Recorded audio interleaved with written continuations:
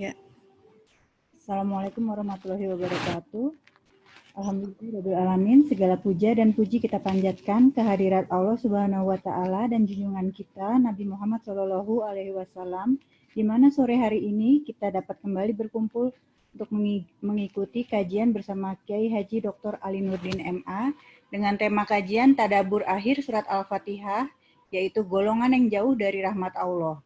Kami sebagai penyelenggara kajian juga mohon maaf apabila tercantum tema yang salah dalam undangan kajian kami.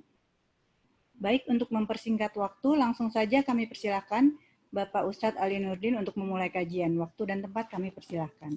Bismillahirrahmanirrahim. Assalamualaikum warahmatullahi wabarakatuh. Alhamdulillah, wassalatu wassalamu ala rasulillah wa ala alihi wa sahbihi wa mawala. La hawla wa la quwata illa billah. Allahumma faqihna fid din wa alimna ta'wil amma ba'd. Bapak Ibu sekalian, rahimakumullah, untuk lebih berkahnya kaji kita sore ini, kita buka dengan membaca basmalah. Bismillahirrahmanirrahim. Baik,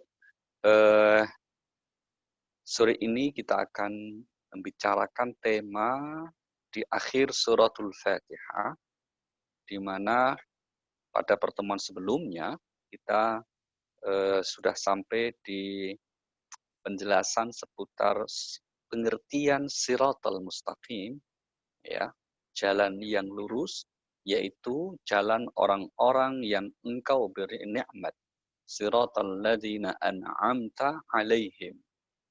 Sudah begitu, ini ayat akhir dari Al-Fatihah. Lanjutan penutupnya adalah yang disebut siratal mustaqim itu bukan jalan orang-orang yang dimurkai dan bukan juga jalan orang-orang yang sesat. Jadi di akhir Al-Fatihah ini ada dua kriterianya, yaitu bukan jalan orang yang dimurkai, al-maghdub, dan juga al-dhalin, bukan jalan orang-orang yang sesat. Rasulullah Shallallahu Alaihi Wasallam memberikan contoh kelompok yang dimurkai itu al-Yahud, yaitu orang-orang Yahudi. Dan yang sesat itu adalah orang-orang Nasrani. Tentu ini contoh sesuai konteksnya, terutama dua kelompok yang saat itu berada di sekitar Rasulullah Shallallahu Alaihi Wasallam tinggalnya, yaitu di Madinah. Tapi tentu saja bukan hanya itu dan tidak merujuk pada kelompok tertentu, tetapi kriterianya. Namun sebelum kita lihat kriteria siapa yang dimaksud dimurkai, sehingga kita kasih tema yang jauh dari rahmat Allah Subhanahu wa taala, menarik para ulama tafsir ketika menguraikan akhir Al-Fatihah ini juga berkonsentrasi pada redaksi ayat, kenapa Allah menggunakan ungkapan dimurkai, al-maghdub. Ya. Tidak seperti di ungkapan sebelumnya yang positif, di mana dikatakan jalan orang yang engkau beri nikmat. Mestinya kalau mau sama, itu bunyi redaksi lanjutannya, bukan jalan yang engkau murkai, begitu. Tapi ternyata redaksinya bukan jalan orang yang dimurkai, tanpa menyebut siapa yang marah atau yang murka itu. Meskipun kita yakin yang marah maksudnya adalah Allah Subhanahu wa taala. Tapi kenapa tidak dikatakan bukan jalan orang yang engkau murkai dengan kalimat aktif? Nah, disinilah tugas para ulama menguraikan. Nah, ini salah satu sisi tafsir itu begitu ya. Artinya kemampuan para ulama untuk menggali hikmah, makna dari ayat, itulah yang kemudian disebut tafsir. Di antara hikmah dari ungkapan redaksi ini yang pertama adalah bahwa Allah Subhanahu wa taala memiliki Asmaul Husna. Semua namanya itu indah. Maka hal yang positiflah yang seharusnya disandarkan kepada Allah. Sedangkan untuk yang negatif seperti kata marah, seperti zalim, itu negatif. Tidak layak disandarkan kepada Allah Subhanahu wa taala. Mengapa kita diperintahkan bertasbih? Tasbih menyucikan zat Allah dari hal-hal yang negatif, yang tidak sewajar disandarkan. Artinya gini, watak sifat dasar Allah Subhanahu wa taala sebagai Tuhan bukanlah suka marah. Tapi watak dasar Tuhan yang Maha Kuasa itu Maha Pengasih, Maha Penyayang, tidak marah-marah. Marah itu karena ada sebab. Sedang kalau memberi rahmat, nggak pakai sebab. Ya memang Allah Maha Penyayang, maka diberi rahmat semuanya. Hambanya mau beriman, nggak beriman, semua dikasih rahmat. Tapi kalau akhirnya Allah marah, ini pasti ada sebab. Nah, maka kesimpulannya apa? Jangan kita menyandarkan sesuatu yang negatif kepada Tuhan, pada Allah. Misalnya ungkapan yang menyebut Tuhan tidak adil, Tuhan telah berbuat zalim, Tuhan telah misalnya berlaku aniaya. Maka di surah 4 misalnya, surah An-Nisa ayat yang ke-79, di bagian awal ayat, ini yang sering kita sampaikan, Allah berfirman apa? Ma asabaka min hasanatin faminallah, wa ma asabaka min sayyi'atin famin nafsik. A'udzubillahi minasyaitonirrajim. Bismillahirrahmanirrahim. Kebajikan apapun yang kamu peroleh adalah dari sisi Allah. Dan keburukan apapun yang menimpamu itu dari kesalahan dirimu sendiri. Kami mengutusmu Muhammad menjadi rasul. Baik, Pak. Oke, kebajikan apapun dari sisi Allah. Sedangkan keburukan itu dari dirimu sendiri. Nah, disinilah kemudian kita lihat Allah Subhanahu wa taala di ayat-ayat yang lain menegaskan atau mengkisahkan kalau untuk yang positif dari Allah. Tapi untuk yang negatif, meskipun di situ atas izin Allah, tapi ada sebabnya karena dari manusia. Mari kita lihat contoh ayat yang lain ya. Di surah nomor 26, surah Asy-Syu'ara, ayat yang ke-80, ini kumpulan ucapan Nabiullah Ibrahim alaihissalam kepada Allah Subhanahu wa taala. Salah satunya beliau katakan apa? Wa idza maridtu fahuwa yashfin.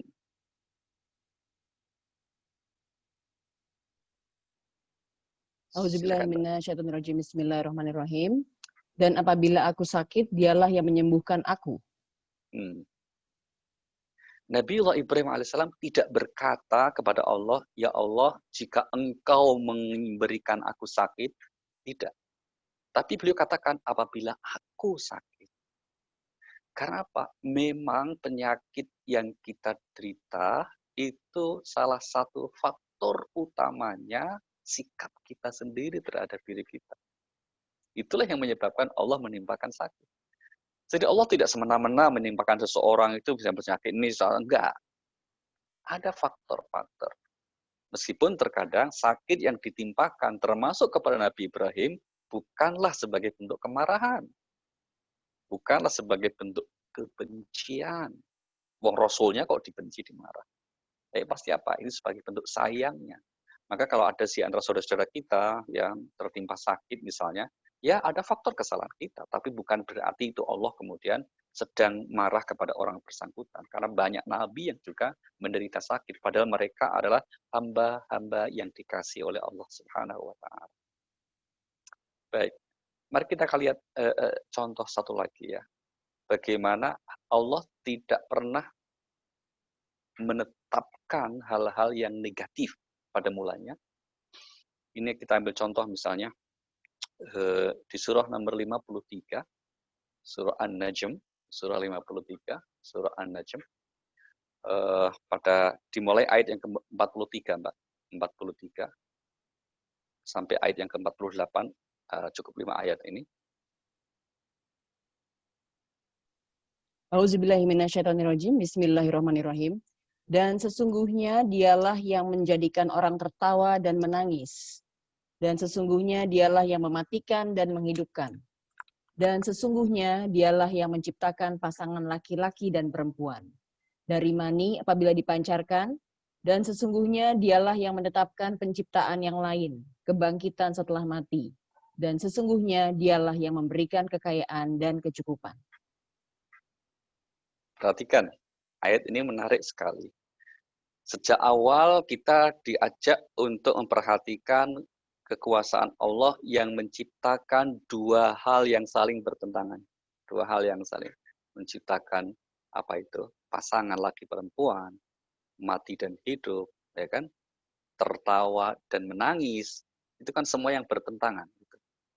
Tetapi ketika bicara di ayat 48, kekayaan, Allah tidak menyatakan dialah yang menciptakan kaya dan miskin. Kan mestinya kekayaan dan kemiskinan. Tapi kaya dan cukup. Aqna. Aqna, sehingga kata qona'ah itu dari akar ini. Kata aqna, yaitu perasaan cukup. Ini berarti apa? Miskin tidak selalu identik dengan kekurangan materi di luar kita, tapi perasaan batin kita. Maka secara material, meskipun seseorang itu mungkin kurang, tapi kalau batinnya dia selalu bersyukur, merasa bersabar, merasa cukup dengan anugerah Allah, dia kaya. Itu yang disebut kecukupan.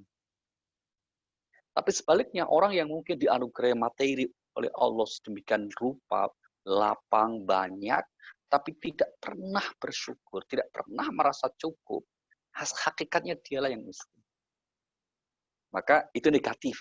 Jangan disandarkan kepada Allah. Karena Allah sebetulnya nggak pernah bikin orang miskin. Maksudnya tidak pernah bikin perasaan orang itu menjadi miskin. Tapi pilihan manusia lah. Baik. Itu nanti banyak sekali ya. Dan inilah saya kira salah satu bentuk pengetahuan yang harus dimiliki seorang muslim atas Tuhannya. Yaitu apa? Allah itu maha baik kepada hambanya. Segala ketetapan dan keputusannya itu adalah baik. Maka di saat kita sedang tertimpa satu bentuk kesulitan, satu bentuk cobaan, satu bentuk masalah hidup yang mungkin rumit, berat, bahkan ruwet sekalipun. Orang-orang yang memahami Allah dengan sebenar-benarnya akan meyakini ini pasti ada hikmah kebaikannya. Karena dia memiliki pengetahuan yang benar atas Tuhannya. Dan itulah puncak dari pengetahuan. Kenapa demikian? Mari kita lihat logikanya. Jalan pikiran kita begini. Cita-cita hidup seorang muslim itu untuk mencapai ridha Allah. Dan untuk meraih ridhonya itu harus mengerti hukum-hukumnya, aturan-aturannya. Maka kemudian salah satu sikap hati kita agar meraih ridha Allah adalah selalu rela dengan ketetapannya, aturannya, syariatnya. Maka di saat itulah dia mengetahui, oh iya, bahwa Tuhan adalah maha pengasih, maha penyayang, maha mengetahui, maha kuasa, dan seterusnya.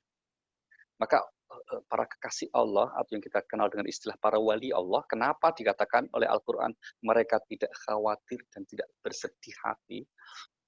Mari kita lihat surah 10 ayat 62, 63. Inna awliya Allah la khawfun alaihim wa la hum yahzanun alladzina amanu wa kanu yattaqun, misalnya.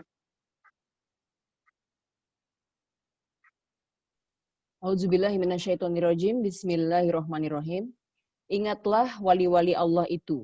Tidak ada rasa takut pada mereka dan mereka tidak bersedih hati. Yaitu orang-orang yang beriman dan senantiasa bertakwa. Iya. Wali-wali Allah itu tidak akan merasa sedih, takut dan sedih hati. Kenapa? Karena memahami betul setiap apa yang menimpanya itu menimpa atas izin Allah. Dan kalau Allah izinkan sesuatu menimpa dirinya, maka itu pasti ada kebaikannya. Karena bukanlah sifat dasar Allah untuk marah kepada hambanya. Termasuk kalau Allah menciptakan neraka, sekali lagi itu bukan sifat dasarnya, di mana Allah mengazab. Enggak. Itu adalah bentuk keadilannya. Allah Maha Adil menyiapkan sanksi hukuman karena faktanya banyak makhluknya, hambanya khususnya, yang berbuat melampaui batas, tidak mau bertobat. Maka sewajarnya disiapkan hukuman dan sanksi. Karena di dunia ini tidak selalu mendapatkan keadilan. Yang salah bisa dibenarkan, yang benar bisa disalahkan. Itu kalau di dunia. Tapi kalau di akhirat tidak ada. Maka sekali lagi Allah menyiapkan sanksi azab bukanlah itu sebagai bentuk kemauan Allah aslinya tidak. Karena Allah tidak mau sebetulnya hambanya masuk neraka, itu tidak mau. Itulah mengapa Allah utus para rasul, Allah turunkan kitab suci, itu tujuannya agar semua hambanya masuk surga. Tapi karena masih ada yang ngeyel juga, ya sudah kasih sanksi. Karena adil gitu ya. Baik. Kemudian poin berikutnya, di akhir Al-Fatihah yang dimurkai itu oleh para ulama tafsir, kemudian juga kenapa orang menjadi dimurkai. Nah, karena kemudian dikatakan mereka adalah orang-orang yang mengerti kebenaran, tapi kemudian melanggarnya. Ya, mereka mengerti kebenaran, tapi kemudian melanggarnya. Itulah mengapa Allah Subhanahu wa Ta'ala, Rasulullah SAW itu memberi contoh di antara kelompok ini, yaitu orang Yahudi, Bani Israel. Karena nanti di ayat yang lain kita temukan bahwa kelompok inilah yang memang sukanya memerintahkan sesuatu yang mereka sendiri tidak lakukan atau bahkan mengingkarinya. Mari kita lihat surah nomor 2, Al-Baqarah. Ayat yang ke-43. Atamuruna an-nasa bil birri wa tansawna anfusakum wa antum tatlul kitab afala taqilun. 44, maaf. Ayat 44 ya. Langsung saja. Auzubillahi minasyaitonirrajim. Bismillahirrahmanirrahim. Mengapa kamu menyuruh orang lain mengerjakan kebajikan, sedangkan kamu melupakan dirimu sendiri? Padahal kamu membaca kitab Taurat. Tidakkah kamu mengerti? Tuh. Kamu ini siapa? Baca Taurat, berarti orang Yahudi, Bani Israel. Mengapa kamu perintahkan orang berbuat baik, perintahkan orang untuk beramal? Kamu melupakan dirimu sendiri. Ya kan? Artinya apa? Artinya kenapa Allah menurunkan kemurkaan pada kelompok ini? Karena mereka sebetulnya tahu ajaran yang benar, tahu jalan yang mustaqim, jalan yang lurus, tapi mereka kemudian justru memilih yang lain. Ya, memilih yang lain yang akhirnya mendatangkan murka Allah Subhanahu wa taala. Pertanyaannya, apakah ini berlaku hanya untuk orang Yahudi? Tidak. Tapi siapapun yang memiliki karakter, sifat, bahkan seorang Muslim sekalipun, bisa mendapat kemurkaan Allah itu. Maka di ayat yang lain kita temukan, wahai orang-orang yang beriman. Mari kita perhatikan di surah 61, surah As-Saff, ayat yang kedua dan ketiga. Ya ayyuhallazina amanu lima taquluna ma la taf'alun kabura maqtan 'indallah an taqulu ma la taf'alun. Auzubillahi minasyaitonirrajim. Bismillahirrahmanirrahim. Wahai orang-orang yang beriman, mengapa kamu mengatakan sesuatu yang tidak kamu kerjakan? Itu sangatlah dibenci di sisi Allah jika kamu mengatakan apa-apa yang tidak kamu kerjakan. Iya. Yang ditegur di sini panggilannya wahai orang-orang yang beriman. Bukan ya ahli kitab, bukan wahai ahli kitab, tidak, tapi orang-orang yang beriman. Berarti apa? Orang Muslim pun ada yang kemudian oleh Allah katakan kabura maqtan 'indallah, sungguh besar kebencian atau kemurkaan di sisi Allah. Karena kamu mengatakan sesuatu yang kamu tidak lakukan.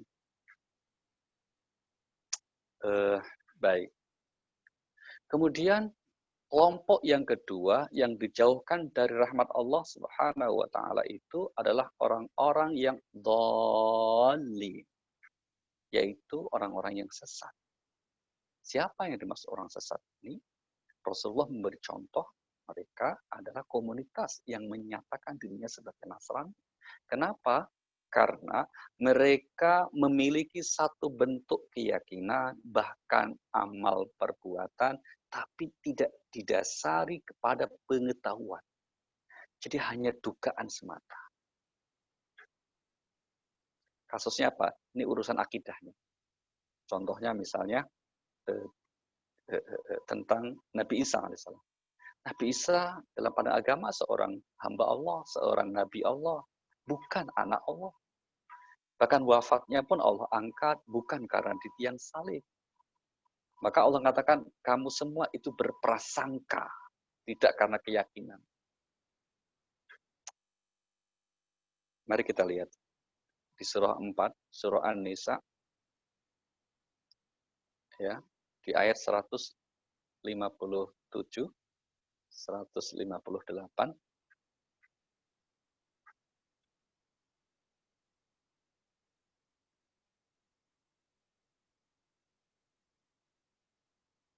Silakan.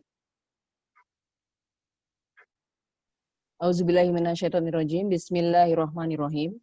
Dan kami hukum juga karena ucapan mereka.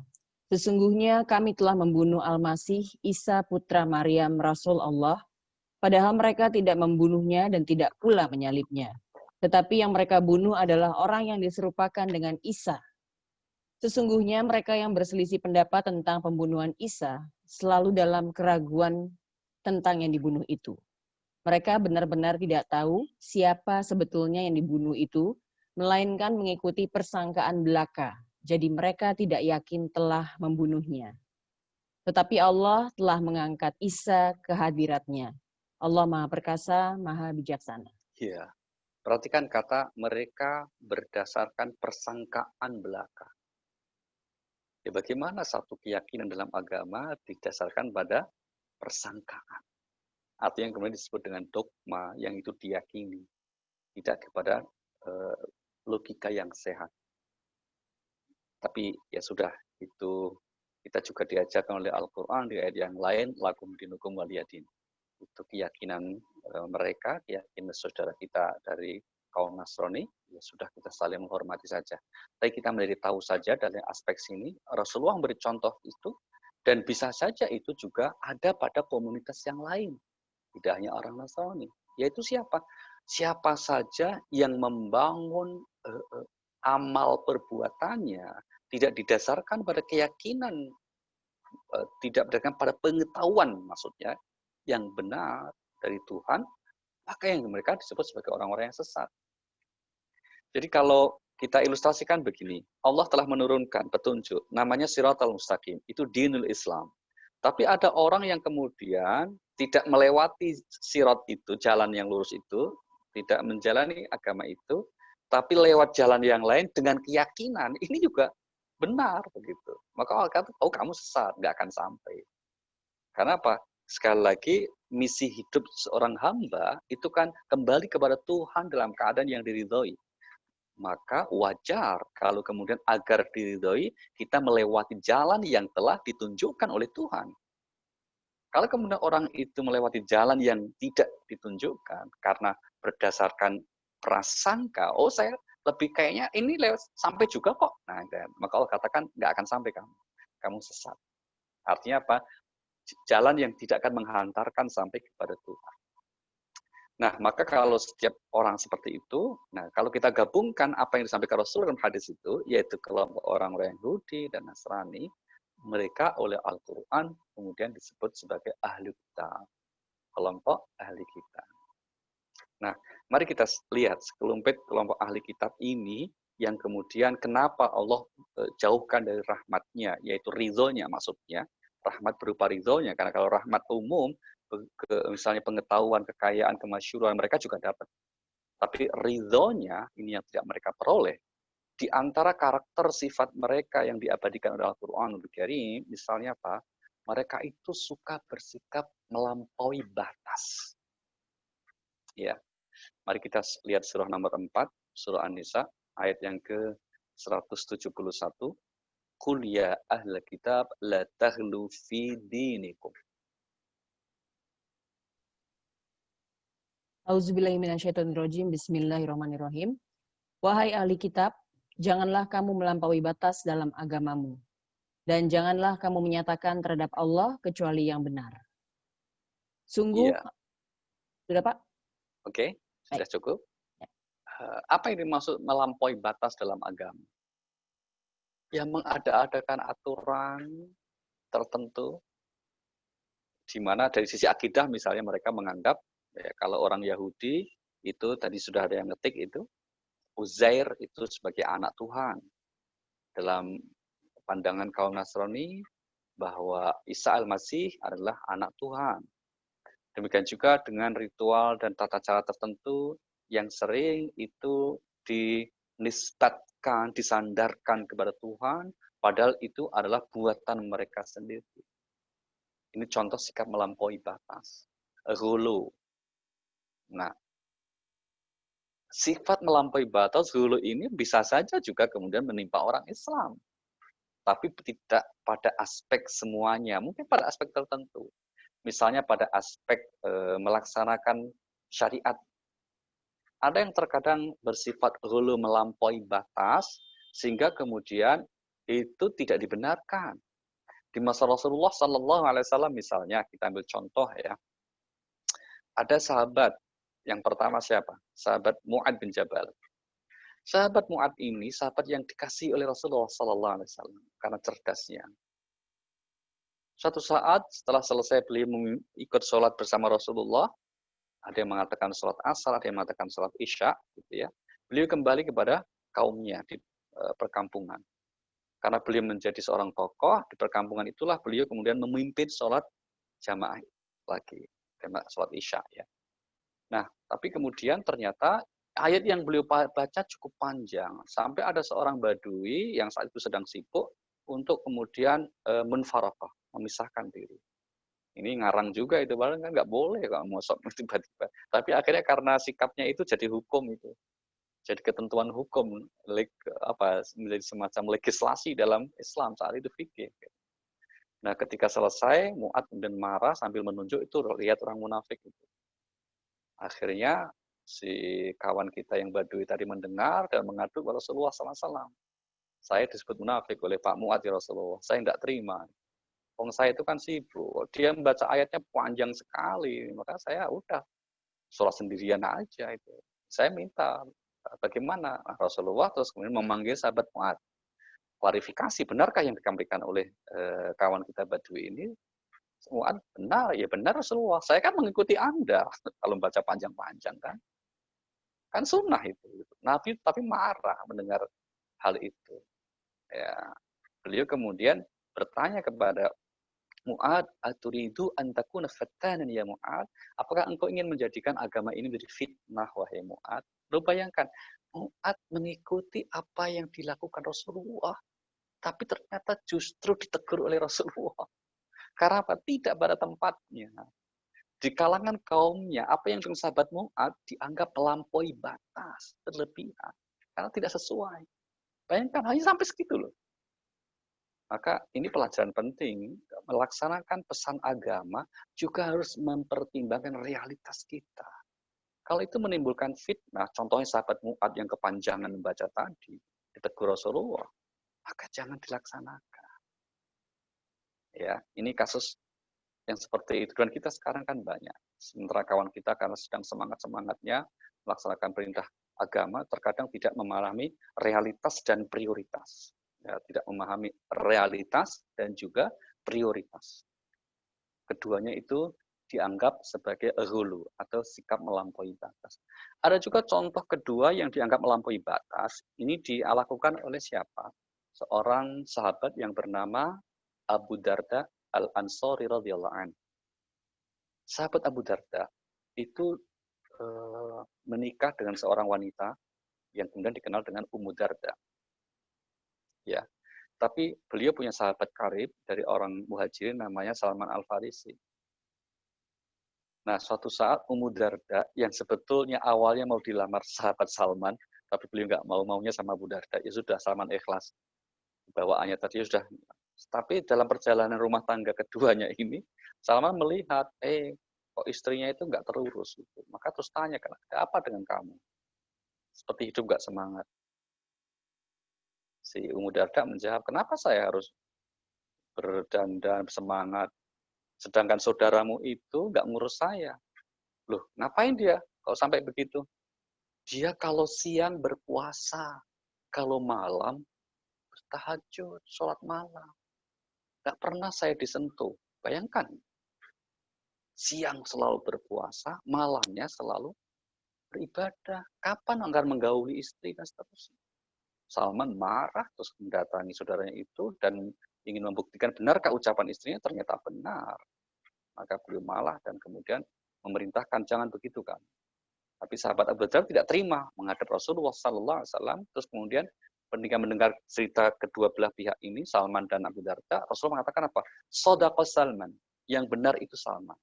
Kamu salah Abu Darda. Hidup ini harus proporsional, harus seimbang, tidak boleh melampaui batas. Aku ini orang yang berusaha menjadi takwa kepada Allah, tapi aku juga tidur. Istriku juga kugauli, perut juga diberi makan. Inilah Islam yang sebenarnya. Islam yang kita laksanakan berdasarkan apa? Petunjuk Allah sebagai agama yang fitrah. Maka tidur pun bagi seorang mukmin itu ya ibadah, karena niatnya apa? Untuk istirahat supaya nanti bisa bangun tahajud dengan baik, supaya besok bisa bekerja dengan sungguh-sungguh. Nggak boleh semalam suntuk tahajud, pagi pingsan, nggak boleh. Atau puasa terus nggak pernah buka-buka sepanjang tahun, nggak boleh. Ya kan? Maka ada buka, ada berpuasa, ada juga kemudian hal-hal di hari-hari yang diharamkan berpuasa dan seterusnya. Inilah aturan agama yang proporsional, yang kalau dalam bahasa Al-Quran disebut wasatiyah. Maka agama ini, umat ini umat yang wasaton. Surah nomor 2 ayat 143, Allah berfirman, wa kadzalika ja'alnakum ummatan wasatan litakunu syuhada'a 'alan nas. Surah 2 143. Auzubillahi minasyaitonirrajim. Bismillahirrahmanirrahim. Dan demikian pula kami telah menjadikan kamu umat Islam, umat pertengahan, agar kamu menjadi saksi atas perbuatan manusia dan agar Rasul Muhammad menjadi saksi atas perbuatan kamu. Kami tidak menjadikan kiblat yang dahulu kamu berkiblat kepadanya, melainkan agar kami mengetahui siapa yang mengikuti Rasul dan siapa yang berbalik ke belakang. Sungguh pemindahan kiblat itu sangat berat, kecuali bagi orang-orang yang diberi petunjuk oleh Allah. Dan Allah tidak akan menyia-nyiakan imanmu. Sungguh Allah Maha Pengasih, Maha Penyayang kepada manusia. Baik. Sikap yang kedua dari kelompok yang dimurkai oleh Allah ini adalah suka merubah petunjuk ayat Tuhan.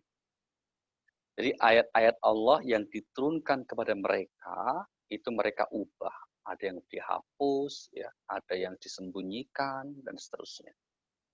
Mari kita lihat contohnya, misalnya di surah nomor 2, Al-Baqarah ayat 146, di mana Allah berfirman, A'udzubillahi minasyaitonirrajim, alladzina atainahumul kitab ya'rifunahu kama ya'rifuna abna'ahum wa inna fariqam minhum la yaktumunal haqqa wa hum ya'lamun. Auzubillahi minasyaitonirrajim. Bismillahirrahmanirrahim. Orang-orang yang telah kami beri kitab Taurat dan Injil mengenalnya Muhammad seperti mereka mengenal anak-anak mereka sendiri.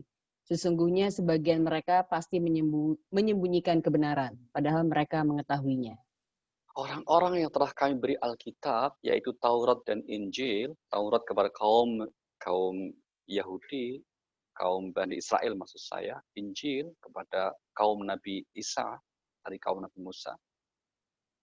Mereka mengetahui di dalam Taurat dan Injil itu disebut, dijelaskan ciri, sifat Nabi kita Muhammad SAW. Maka mereka mengerti sangat detail. Tapi kemudian dalam perjalanan waktunya, kok ternyata sudah tidak ada nama Nabi Muhammad itu. Maka ketika zaman Rasulullah diutus, Allah turunkan kasih tahu, sekelompok dari mereka telah menyembunyikan kebenaran itu. Nah, sekelompok itu siapa? Tentu orang-orang yang memiliki akses kepada kitab suci itu. Maka mereka hobi untuk mengubah-ubah ayat-ayat Tuhan. Sehingga kalau kemudian ayat Tuhan yang ada pada mereka di dalam kitab suci itu sudah banyak mengalami perubahan, itu ya memang Al-Quran memberitakan demikian. Bahwa nama Nabi Muhammad telah tertulis di dalam kitab suci mereka, Taurat dan Injil, itu ditegaskan juga oleh Al-Quran. Ya kan? Mari kita lihat misalnya, surah nomor 7, ayat yang ke-157. Itu ayat yang menginformasikan bahwa nama Nabi kita Muhammad sallallahu alaihi wasallam telah tertulis dalam kitab suci mereka. Alladzina tabi'una ar-rasulan nabiyyal ummiyal ladzi yajidunahu maktuban 'indahum fit Taurah wal Injil. Auzubillahiminasyaitonirrajim. Bismillahirrahmanirrahim. Yaitu orang-orang yang mengikuti Rasul, Nabi yang umi, tidak bisa baca dan tulis, yang namanya mereka dapati tertulis di dalam Taurat dan Injil yang ada pada mereka, yang menyuruh mereka berbuat yang makruf dan mencegah dari yang mungkar, dan yang menghalalkan segala yang baik bagi mereka dan mengharamkan segala yang buruk bagi mereka, dan membebaskan beban-beban dan belenggu-belenggu yang ada pada mereka. Adapun orang-orang yang beriman kepadanya, memuliakannya, menolongnya, dan mengikuti cahaya yang terang yang diturunkan kepadanya, yaitu Al-Quran, mereka itulah orang-orang yang beruntung. Iya. Baik. Sifat berikutnya yang mengundang murkanya Allah kepada kedua kelompok ini, dan tentu saja ini juga akan bisa mengundang murkanya Allah kalau itu dilakukan seorang muslim sekalipun, ya, yaitu apa? Mereka suka iri atau dengki. Mari kita lihat surah nomor 2 ayat 109. Surah 2 109 Allah berfirman, "Wadda katsirum min ahli kitab law yaruddunakum min ba'di imanikum kuffara hasadam min 'indi anfusihim." Auzubillahiminasyaitonirrajim. Bismillahirrahmanirrahim. Banyak di antara ahli kitab menginginkan sekiranya mereka dapat mengembalikan kamu menjadi kafir kembali setelah kamu beriman, karena rasa dengki dalam diri mereka, setelah kebenaran jelas bagi mereka. Maka maafkanlah dan berlapang dadalah, sampai Allah memberikan perintahnya. Sungguh Allah Maha Kuasa atas segala sesuatu. Iya, karena rasa dengki. Apa itu dengki? Hasad itu oleh Al-Quran dikatakan, in tamsaskum hasanatun tasuhum. Wa in tusibakum sayyi'atun yafrahu biha. Itu namanya dengki itu. Ya. Definisi dengki ini disebut oleh Allah di surah nomor 3 Ali Imran ayat 120. In tamsaskum hasanatun tasuhum. Wa in tusibakum sayyi'atun yafrahu biha. Wa in tasbiru wa tattaqu la yadurrukum kaidum syai'ah.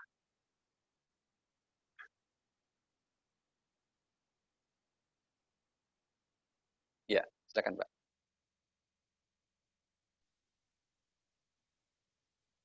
Auzubillahiminasyaitonirrajim. Bismillahirrahmanirrahim.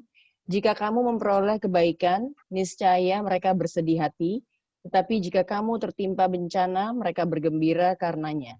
Jika kamu bersabar dan bertakwa, tipu daya mereka tidak akan menyusahkan kamu sedikit pun. Sungguh, Allah Maha meliputi segala apa yang mereka kerjakan. Iya. Jika kamu memperoleh kebaikan, kebaikan apa? Kebaikan risalah kenabian yang diterima oleh Rasulullah SAW. Mereka nggak suka, itu yang dengki.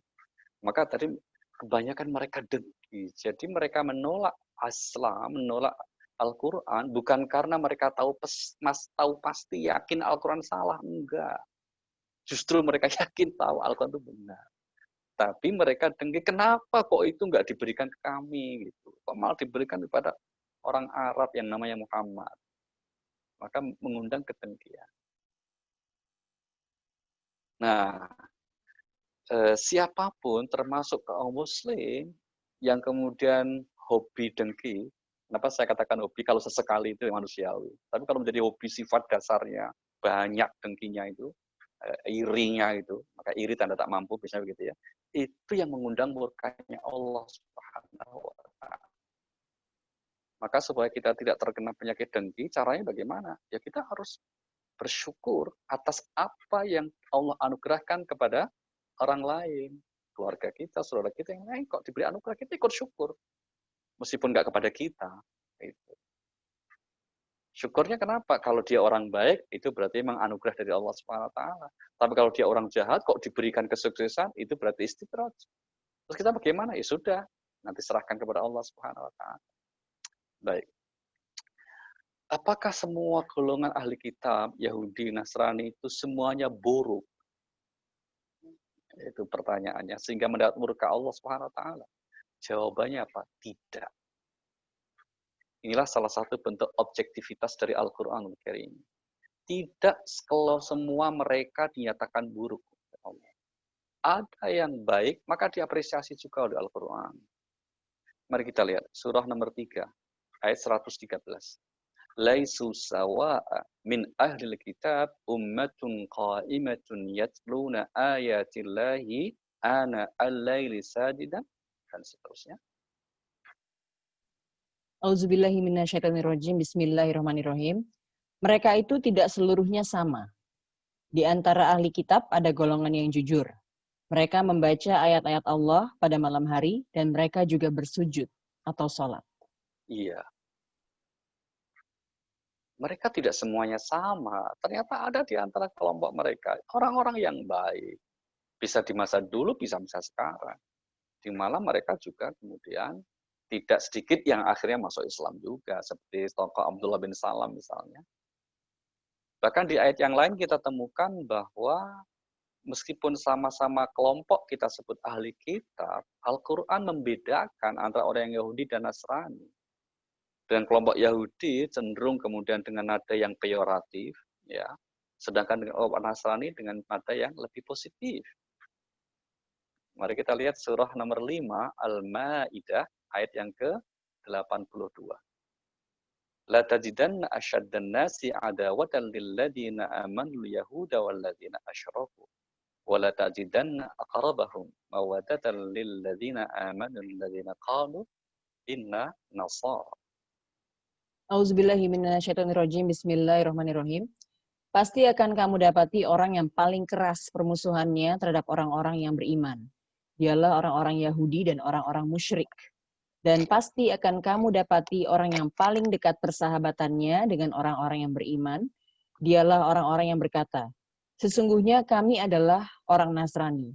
Yang demikian ini karena di antara mereka terdapat para pendeta dan para rahib, juga karena mereka tidak menyombongkan diri. Iya, juga karena mereka tidak menyombongkan diri. Maka mereka tidak termasuk yang dimurkai kalau tidak menyombongkan diri. Sebaliknya yang menyombongkan diri, meskipun mungkin dia sebagai seorang muslim kok punya sikap yang menyombongkan diri, maka dapat mengundang kemurkaan Allah Subhanahu wa taala. Baik, inilah penutup dari surah Al-Fatihah, dan alhamdulillah sudah kita selesaikan 7 tema dari surah Al-Fatihah ini, dan nanti insya Allah kita akan lanjutkan ke surah yang baru, yaitu suratul Baqarah, yang nanti insya Allah atau mungkin tema-temanya sudah disampaikan, yang akan kita bahas pada pertemuan selanjutnya. Dan Al-Fatihah ini sebagai umul kitab, ini adalah induknya Al-Quran. Maka kenapa kita kalau berdoa dianjurkannya dengan membaca surat Al-Fatihah, gitu ya? Kenapa ini intinya Al-Quranul Karim, intinya. Maka kita berdoa untuk hajat apa saja, baca surat Al-Fatihah. Al-Fatihah, karena ini induknya. Untung induknya itu bukan Al-Baqarah, gitu. Kan repot nanti kalau mari kita berdoa dengan membaca suratul Baqarah gitu, 28 ayat lumayan. Ya, Al-Fatihah. Nah, kita bersyukur kepada Allah. Dan dari inti dari Al-Fatihah itu adalah Bismillah. Bismillahirrahmanirrahim. Maka tadi malam saya barusan mendapat ijazah dari seorang kiai, seorang guru besar ya, yang mengatakan kalau ingin hajat kita dikabulkan, sakit disembuhkan, beliau mengijazahkan untuk membaca Bismillahirrahmanirrahim banyak 100 kali setiap habis sholat subuh. Nah, ini saya bukan mengijazahkan juga, hanya memberitahukan saja. Ada yang seperti itu.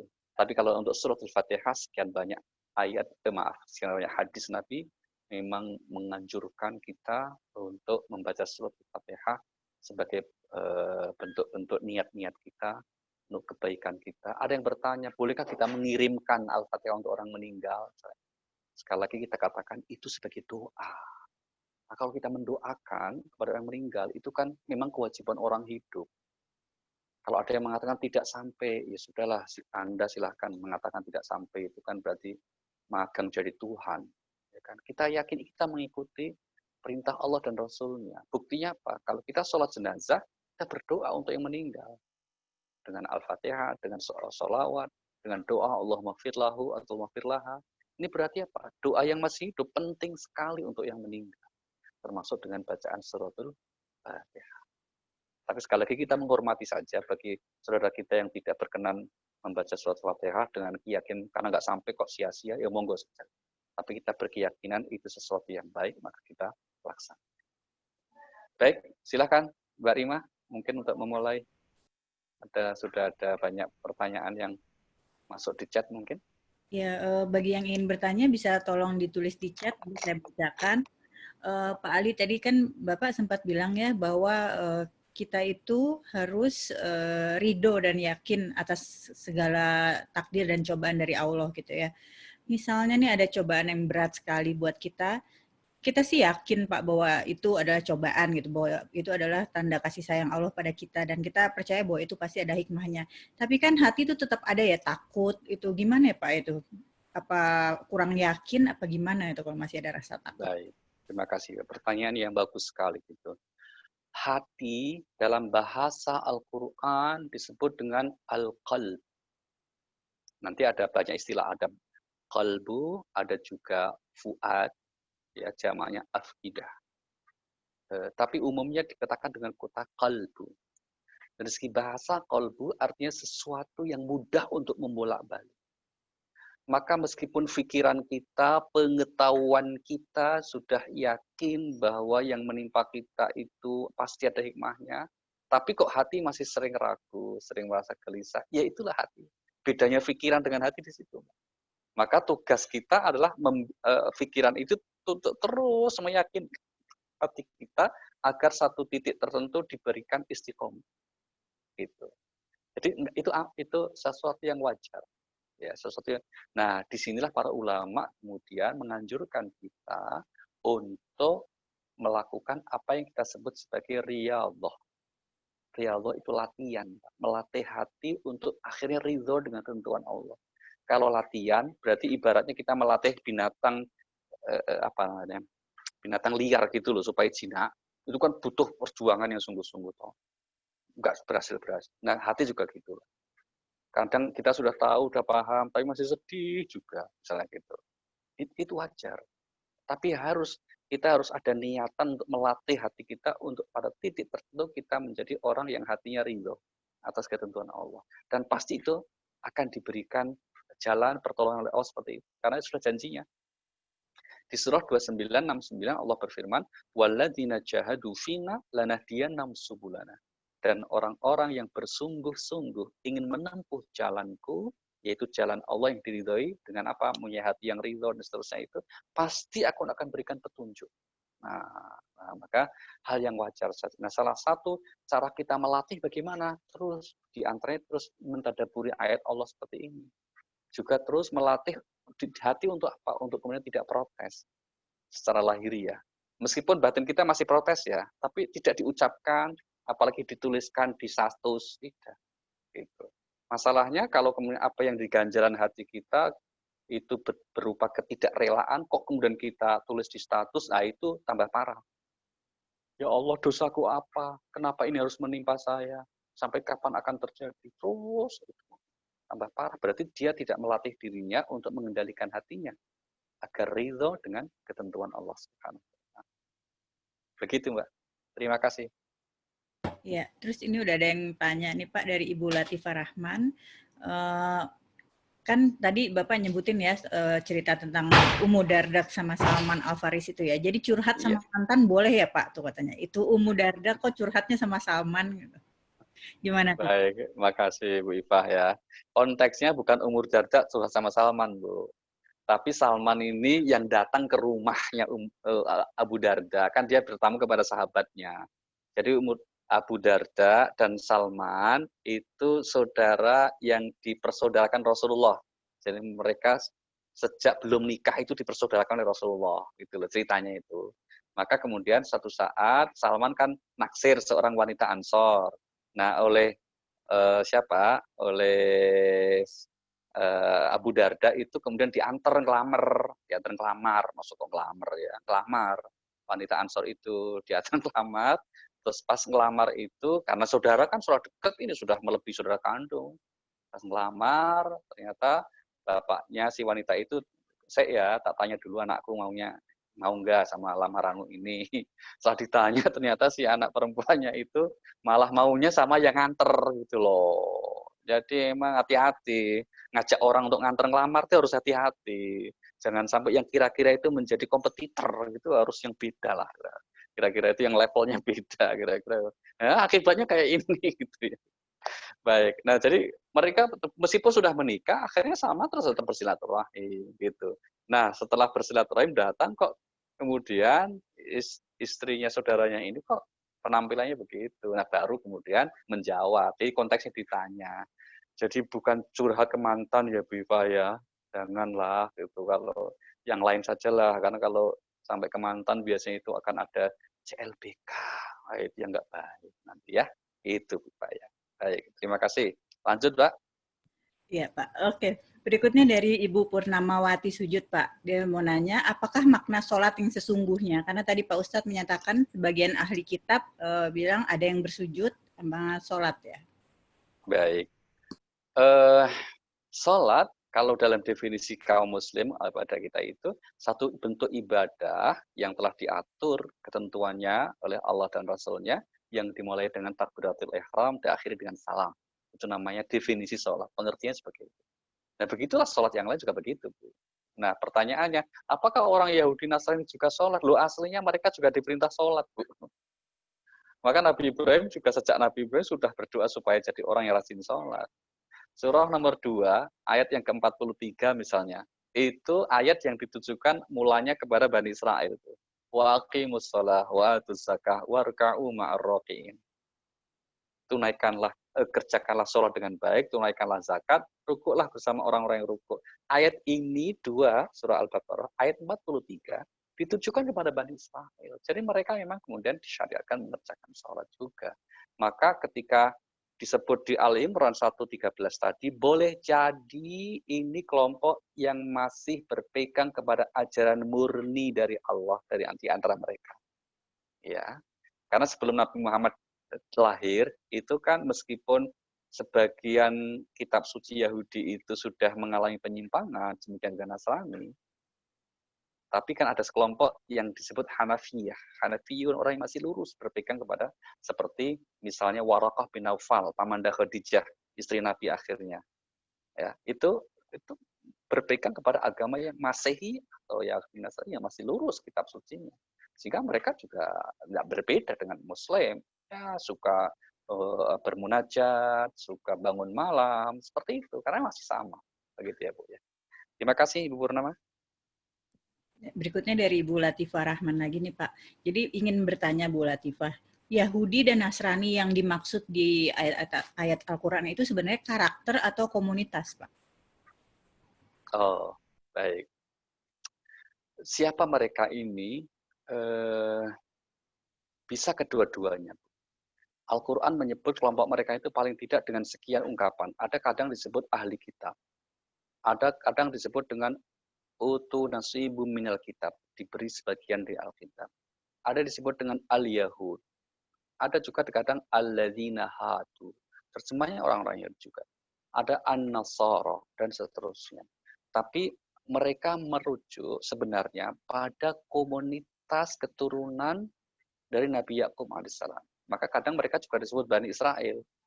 Bani Israel seperti kita sebut adalah kelompok yang merujuk kepada keturunan Nabi Yakub alaihissalam. Gelar Nabi Yakub adalah Israel. Keturunannya maka disebut Bani Israel. Maka bukan agama, intinya gitu. Jadi Yahudi pada mulanya bukan nama agama. Demikian juga Nasrani, bukan nama agama. Tapi satu nama bentuk komunitas. Yahudi merujuk kepada seorang tokoh putra Yakub yang namanya Yahuda, ya kan? Sedangkan Nasrani ada yang mengatakan itu merujuk pada tempat kelahiran Isa Al-Masih, Nazaret. Ada juga yang merujuk pada satu komunitas yang selalu menyertai Nabi Isa alaihissalam dan seterusnya. Ya, tapi yang jelas kedua kelompok ini tadi Al-Quran menyatakan ada yang secara umum dikecam, tapi ada juga sekelompok kecil yang diapresiasi karena di antara mereka ada orang-orang yang baik. Begitu. Berikutnya, Mbak. Oke, ada dari Nino ini Pak mau nanya. Ini sebenarnya kemarin kayaknya pernah Bapak jelasin juga ya. out of topic nih Pak. Kalau dulu kita punya hutang 1 gram emas seharga Rp1.000, setelah 5 tahun kita mau bayar, itu tetap dengan harga 5 tahun yang lalu atau harga yang sekarang nih Pak? Ya harga sekarang tuh Mas, kalau nggak terkenal ya dolim loh, sampai kalau diutangi yang mesti marah. Kalau aku dulu dibayar 1 gram emas, kok sekarang setengah gram aja nggak dapat ya gitu.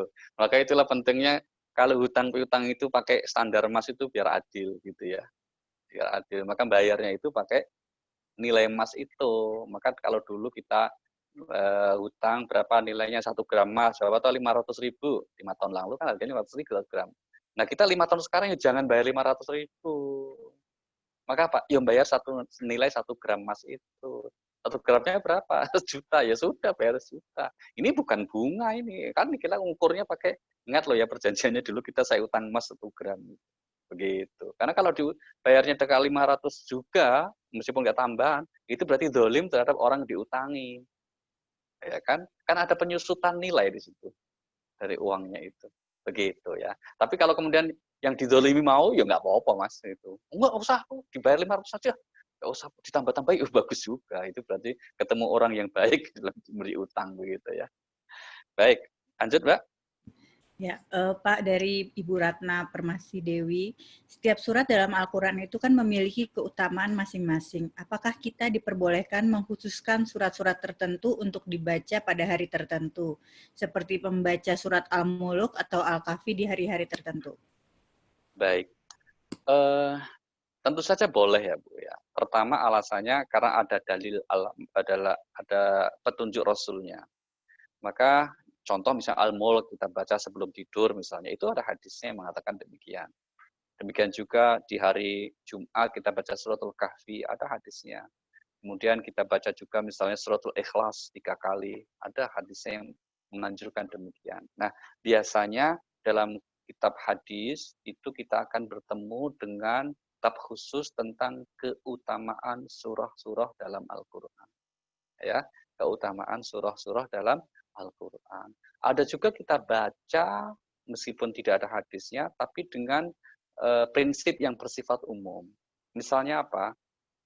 Kenapa kalau kita mau menyelenggarakan acara akad nikah, kita disunahkan atau tepatnya kita pilih baca surah Ar-Rahman. Gitu.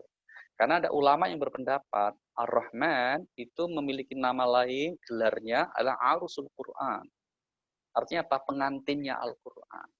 Kan kita lihat kan, nadanya sangat harmonis, suaranya dari awal sampai akhir, ada sampai ungkapan fabi ayyi ala'i rabbikuma tukadziban 31 kali. Nah, harapannya supaya kedua mempelai yang mau akad nikah itu nanti senantiasa harmonis seperti keharmonisan surah Ar-Rahman. Nah, itu boleh. Yang demikian juga seperti itu. Begitu Ibu. Terima kasih. Lanjut. Iya, terus dari Bu Anita, Assalamualaikum Pak Ustadz. Jadi sakitnya seseorang itu sebenarnya merupakan teguran atau kasih sayang dari Allah nih Pak? Bisa dua-duanya, Bu. Bisa kedua-duanya. Bisa teguran, bisa sekaligus kasih sayang Allah Subhanahu wa taala. Tergantung kita menerimanya. Ya. Kita bisa menerima ini sebagai teguran, kita bisa juga menerima sebagai bentuk kasih sayang Allah Subhanahu wa taala. Yang penting apa? Sikap kita positif. Kita tak berprasangka baik. Ya Allah, sekiranya saya salah dengan sakit ini, semoga Engkau ampuni, gugurkan dosa-dosaku. Ya, tapi sekiranya Engkau memang hendak mencurahkan rahmat pada sakit ini, maka aku terima ya Allah. Engkau curahkan kesabaran kepadaku. Kira-kira begitu. Disitulah mengapa sebetulnya kalau kita sedang nengok orang sakit, itu kita harus minta doa. Itu kan doanya manjur itu. Bukan kita yang mendoakan. Ya kita mendoakan boleh juga. Tapi sebetulnya yang paling tepat itu kira-kira ya, itu yang sakit itu doa itu manjur sekali. Karena dalam situasi sedang diuji dengan kesulitan sakit itu. Maka sebaiknya kalau kita menengok orang sakit itu minta saling mendoakan. Gitu. Saling mendoa. Bukan hanya kita yang mendoa supaya diberi kesembuhan, bukan. Sahabat Abu Bakar itu malah nggak mau didoakan sembuh. Ngapain kamu doain aku sembuh katanya. Wong sakit ini buat saya baik kok. Begitu jawabannya itu. Karena apa? Buat keyakinan beliau, sakit itu baik sekali. Dengan sabar aku diangkat derajatnya oleh Allah. Sehingga kemudian itu kepasrahan sudah tingkat level tinggi ya. Kira-kira gitu. Lanjut, Mbak. Dari Pak Ari ini ya. Bapak Ustadz, untuk penjelasan Sirotol Mustaqim disebut dalam Al-Quran sampai 33 kali itu, ashabul nuzulnya apa ya Pak ya? Oh, tidak ada ya Pak ya, tidak ada asbabun nuzulnya, karena tidak setiap ayat ada asbabun nuzulnya. Ya, tidak setiap itu adalah bagian cara yang kita sebut sebagai metode tafsir, memahami Al-Quran, salah satunya dengan pendekatan prinsip dasar kaidahnya bahwa ayat Al-Quran itu fassara ba'duhum ba'dhan, antar ayat saling menafsirkan. Itu prinsip dasarnya begitu. Jadi kalau kita tidak tahu definisi Siratal Mustaqim itu apa sih? Oh, di ayat yang lain ternyata ada. Nah, tidak tahu apa sih yang dimaksud orang yang engkau beri nikmat. Oh, di ayat yang lain ternyata ada. Mereka itu gini-gini. Nah, itulah metode yang dirasa paling sesuai dalam memahami Al-Quran itu yang sudah lama juga diterapkan para mufassir ya, khususnya Imam Ibnu Katsir dalam tafsir Al-Qur'anul Karimnya, beliau itu menggunakan pendekatan tafsir bil maksur Al-Qur'an bil Qur'an, ya, antar ayat dengan ayat yang lain. Nah, maka tugas para ahli tafsir itu untuk termasuk menghitung tadi Pak, kenapa sampai 30 kali, terus kenapa rahasianya apa, konteksnya apa nih Siratal Mustaqim ini. Nah, ketika menyebut konteks itu atau siyaqul kalam, konteks pembicaraan tidak selalu ada asbabun nuzulnya. Tapi konteks dalam ayat-ayat itu, dalam kelompok surah itu bicara tentang hal apa. Begitu. Terima kasih. Sepertinya begitu. Pak, tapi barangkali sebelum ditutup saya minta tolong, tadi ada yang minta tolong untuk didoakan Pak, iya. Ibu Via dan barangkali Bu Lola sekalian bisa didoakan. Betul. Mari kita doakan khususnya untuk sebagian jamaah kita yang sedang mendapat cobaan sakit, ya. Semoga Allah berikan ketabahan, kesabaran, dan anugerahkan kesembuhan dengan kesembuhan yang baik. Juga saudara kita yang lain yang mungkin sedang mendapatkan musibah, kesulitan yang lain, terutama keluarga kita, anggota jamaah kita semua ini. Semoga Allah Subhanahu wa taala memberikan kemudahan, memberikan perlindungan, keridhaan kepada kita semuanya. Dan kita hadirkan niat kita dalam hati kita masing-masing untuk kebaikan kita semua. Al-Fatihah. A'udzubillahi minasyaitonirrajim. Bismillahirrahmanirrahim. Alhamdulillahirabbil alamin arrahmanir rahim maliki yaumiddin. Iyyaka na'budu wa iyyaka nasta'in. Ihdinas siratal mustaqim. Siratal ladzina an'amta 'alaihim ghairil maghdubi 'alaihim waladdallin. Amin. Terima kasih dan mohon maaf. Wassalamualaikum warahmatullahi wabarakatuh. Waalaikumsalam warahmatullahi wabarakatuh. Alhamdulillahirabbil alamin. Terima kasih banyak Pak Ali atas ilmunya yang tentu saja akan sangat bermanfaat untuk kita semua.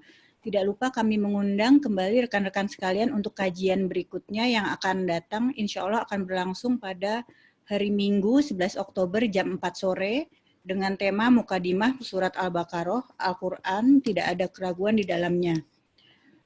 Sekali lagi terima kasih. Dan wassalamualaikum warahmatullahi wabarakatuh.